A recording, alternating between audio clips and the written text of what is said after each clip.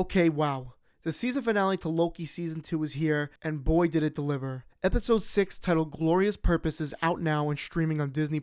Now this title, Glorious Purpose, has a lot of deeper meaning to it. It was the title of the first episode in Season 1, and now it's the title for the finale episode of what I believe to be of the show. As higher-ups in Marvel said, Season 3 is unlikely, as this was only meant to be 2 parts, 2 seasons. So this would be a full circle. Remember, a theme I said for the show, from beginning to end, a full circle. This show, and especially this season as a whole, made Loki one of my favorite characters in the MCU. Truly one of the best written characters in the MCU. Anyway, the finale is here, and we are just going to break it down, look at Easter eggs, and theorize whatever everything means going forward, as well as talk about the ending and what it means. Let's jump into it. Now, it starts off with the iconic Marvel intro, only it's going in reverse, so not progressing forward like it usually does, maybe representing that this episode will see Loki time-slipping into the past for the majority of it. The episode begins right where episode 5 left off. If you don't remember, episode 5 ended with Loki figuring out how to control the time-slipping, saying it's not about what, why, and how, but instead it's about who. Loki is able to time-slip back to before Victor timely spaghettified. Now, that won't be far enough, as we'll see, but we'll talk about it. As we see a shot of the loom and then going right into Loki time-slipping,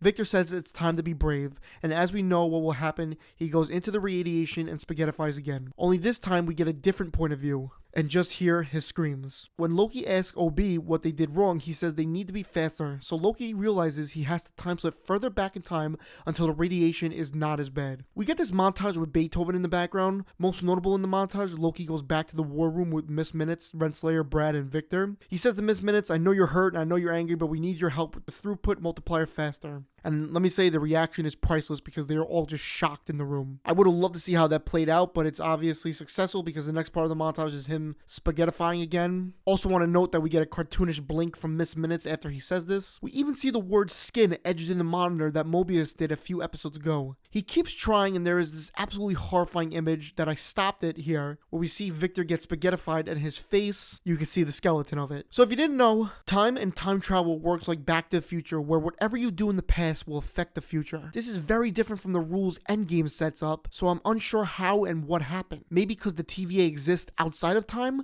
I'm not sure. So Loki slips back to where Obi and Victor met, and gives them a quick introduction that they both made the TVA handbook. Loki takes out Obi's model of the loom, where again Obi is embarrassed and says to everyone, including Victor, that there is only one coat of paint on it and it's not finished. Now, when we first had this scene, Mobius and Loki were fighting on who will do it, and now Loki skips all that and says Victor will volunteer. Victor is a little shocked when he says this, but he doesn't seem to mind. Loki then asks Obi how long it would take for him to learn everything that Obi knows within mechanics, physics, and engineering. Obi replies it would take decades, and Victor timely replies maybe even centuries, and Loki commits to it and learns everything, and it did take centuries. Now, it will take that long because what I theorize is Obi has been around since the start of the TVA, and as we know, Obi and Mobius knew each other from around 400 years ago, so we know Obi has 400 years under his belt in learning, or 4 centuries, so this would add up. Again, we get a few quick explanations again that no one seems to be questioning ever why Loki knows all of this, but he then leads Victor through the temporal loom,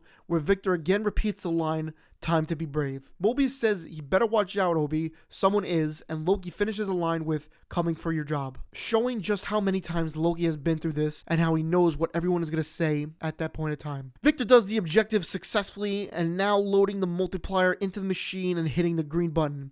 We see it start to work and everyone is in shock and awe that it worked, and this has been such a relieving feeling for Loki. After centuries of work, he achieved his goal. Victor says pumpkins, which is slang for basically good job or really good back in his time. Loki even hugs Victor, which is big progression because when he first saw Victor, he was absolutely terrified. However, this is when the readings start to become off when Obi and Casey check them. So basically the branches are duplicating at an infinite rate. Victor laughs and says it's a scaling problem, but it's like dividing by 0. This means no matter how much they increase the throughput, it will never ever be enough because of how much of the rate of branches are being made. Again, they cannot make the loom big enough to sustain how many branches are being made because it's a never-ending cycle, because it's a never-ending amount. Sylvie almost realizes her mistake, that once she did what she did, the branches were doomed to fail. Now Loki realizes now that he has to go back again even further. In show terms, he has to go back to season 1, episode 6, right before Sylvie kills He Who Remains. This kind of reminds me of the ending of Doctor Strange where he has to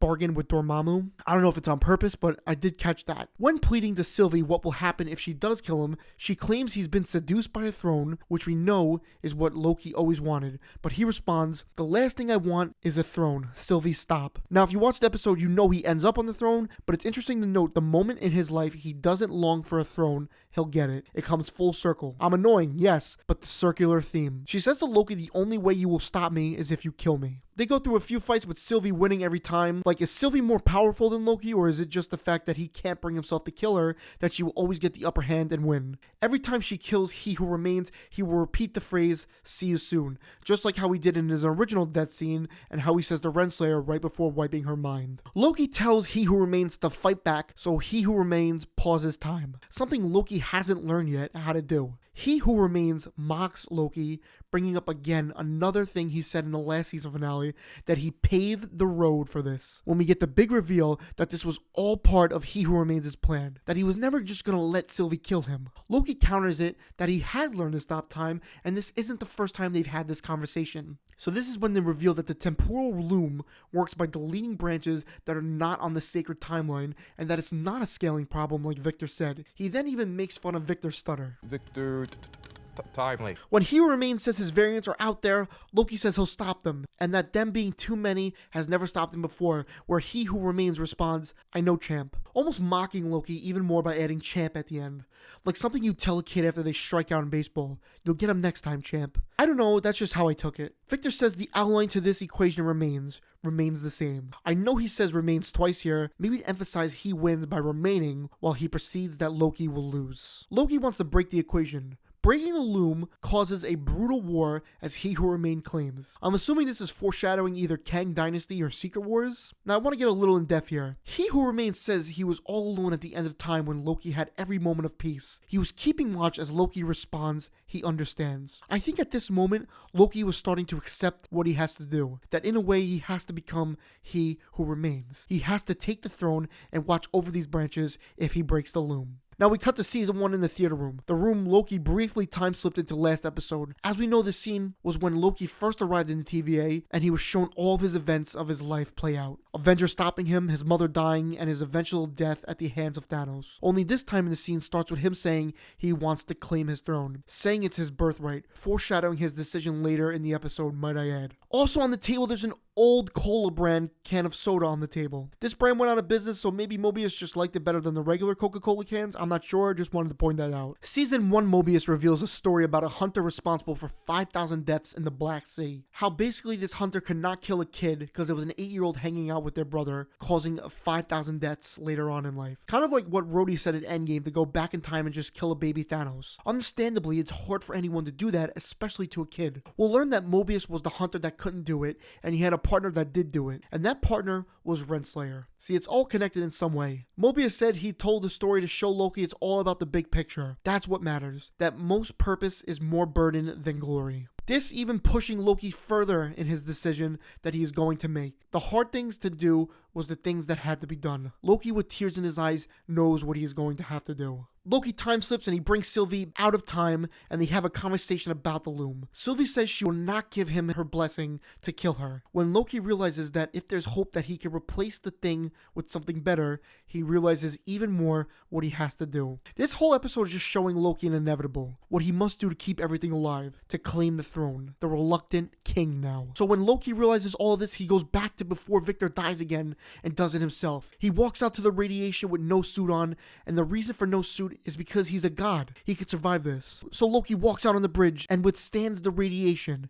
His clothes rip off, but revealing the new suit and crown in an excellent transition. The crown now having cracks in it like the Citadel now. I believe this is the Japanese art that fuses cracked pottery together. Loki destroys the loom and we see all the branches out now breaking until Loki grabs a hold of them with his green magic and breathes life back into them. I want to note this is kind of like how old Loki did in season 1, episode 5, when he said glorious purpose. You remember the scene. Sylvie says Loki is giving them a chance. He grabs a hold of all the branches in such a powerful and dramatic scene and sits on top of the cracked throne, again breathing life into it and making it his own loom. We zoom out and we see the kind of tree like he made out of the branches and roots. This is also kind of like the world tree in Greek mythology, tying everything together, perhaps setting up Loki as the god of stories now, or Loki who remains. Kind of like in Thor 1 when Thor ascended the steps when he learned to be selfless and become a god and worthy, and now Loki will do the same. We close on the shot of the tree to a sort of epilogue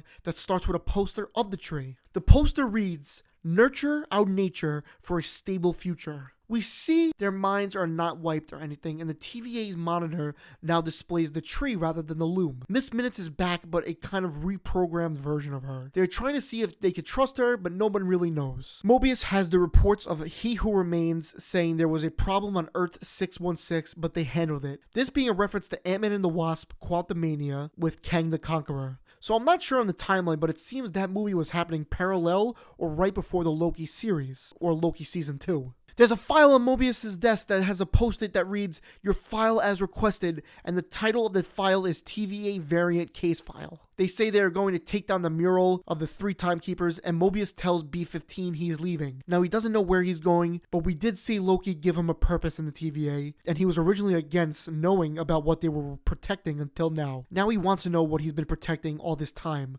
now that he doesn't have Loki anymore. We get a shot of what they were standing on, reads, "For all time always." Not sure what it means. I heard different things about it, but you let me know. Obi gets the 2nd edition of the TVA handbook, which I believe is blank inside for him to write in. And Victor Timely never gets the TVA book, the original TVA book that he got a few episodes ago. As people predicted, Renslayer was pruned to the void, and she looks into the distance and sees the pyramid, which isn't the first time in the show a pyramid was in it. As we saw in the 1893 episode, when Victor was hiding, there was a pyramid reference there as well. Could be a play on the Egyptian Kang variant we saw in the Ant-Man and the Wasp Quantumania post-credit scene? Who knows? On the ground there is the same TVA for all times always on the floor, which could mean anything. The TVA maybe was there once, is a big one I see, but also could be a message from He Who Remains to Renslayer. Something from Miss Minutes perhaps? Very convenient she landed right where that was. We see a face as she looks on to what we assume to be Alioth, the clouded monster Loki and Sylvie tamed back in Season 1 Episode 5 of Loki. Now either it's showing her soon-to-be death or her escape from the void. I don't believe this is the last we see of her, but you let me know. Mobius visits the home we saw in the last episode, that he has the 2 sons, and Sylvie walks with him. This brings it full circle again after what she said to him in episode 4 about not wanting to see his life outside of the TVA. Sylvie says she does not know where she is going to go, but Mobius just wants to hang out for a little bit and I quote, "let time pass," which he hasn't really experienced since time in the TVA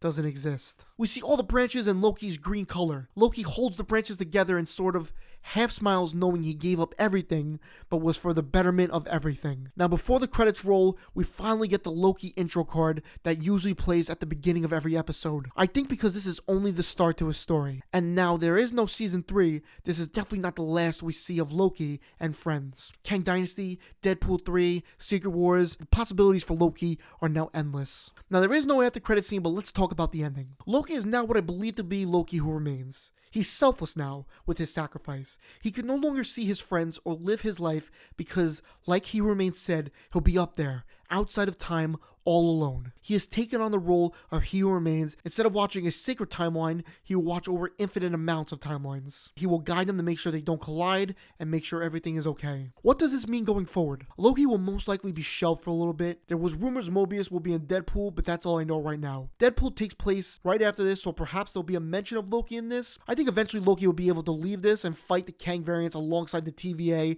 and his brother Thor. I really do hope we see a Thor and Loki reunion. Would be very emotional. Anyway, what an episode. I truly believe he is one of the best written characters in the MCU right now. We first see him as this selfish, whiny, no good god, to now a selfless, loving, and caring god, using his power for good. Huge character progression. Some questions I have. Will Renslayer survive? When will we see Loki? Where does Sylvie go? Who will be the main Kang variant? What happened to Victor Timely? Where will Mobius go from here until Deadpool 3? Who works for the TVA now? Who's in charge? I could go on, but I think that's a good amount of questions to ask right now and ponder. Yes, I said ponder. The show as a whole I absolutely loved. Covering this was so fun. The story really was the best part. Loki carries, but the other characters did just as good as a job in making me care about them, especially my boy Obi. Anyway, I'd give the show and the series as a whole a 9 out of 10. Let me know what you would rate the show. Please like, comment, and subscribe. I'll see you on the next one. Thank you for watching. Have an incredible day.